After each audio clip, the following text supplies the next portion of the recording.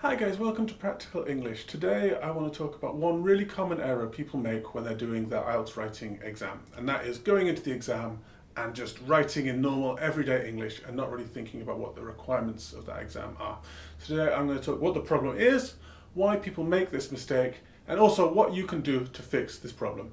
If this is your first time on the channel, this is Practical English and we'll be sharing lots and lots of videos like this. So if you find this useful, please do like, subscribe, hit the bell, and you'll get access to all of the videos that we're making that are here to help you in a very practical way to improve your English.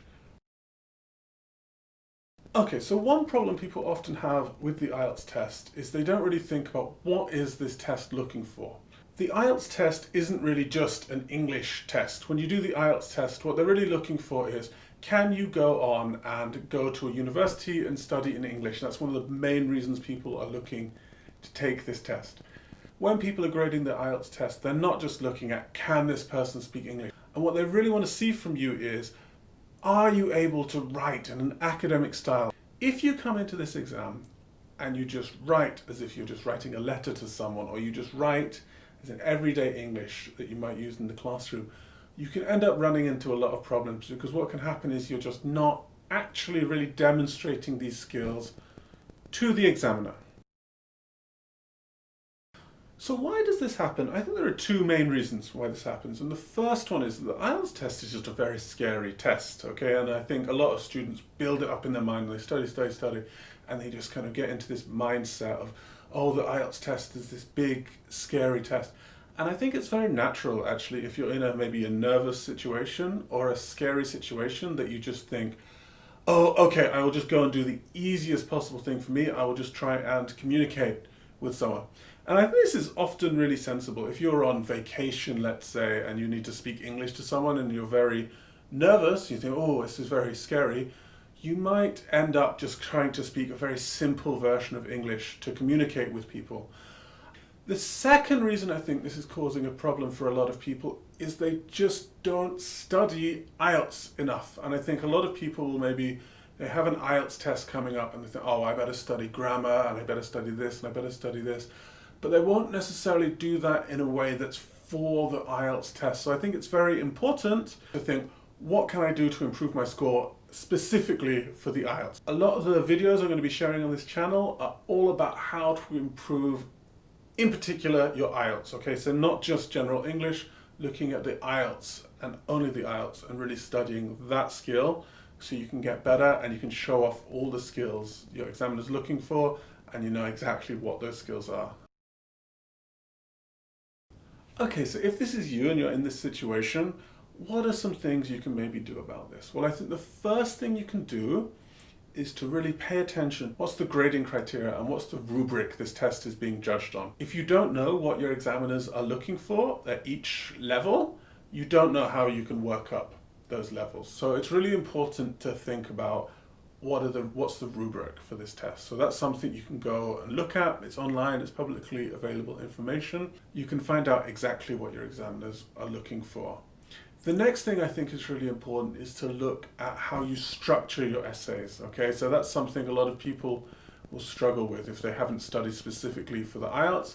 When you're doing, especially the part 2 writing, you don't have a lot of space to get all your ideas into this small essay. So actually structuring your IELTS writing in the right way is one very easy change you can make to your writing that will show the examiners you have these skills. But if you just kind of write everything that's in your head, maybe you won't show off the structure that you need to get a really high level on the IELTS test.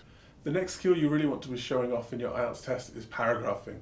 So if you just write normally, you probably won't write with the structure they're looking for in the IELTS test, which is for each of your body paragraphs to have a topic sentence and then some supporting sentences, and then the same for your introduction. There's a very special way you should be writing your introduction, especially for the IELTS test. Okay, the next one I think is really important to look at is grammar.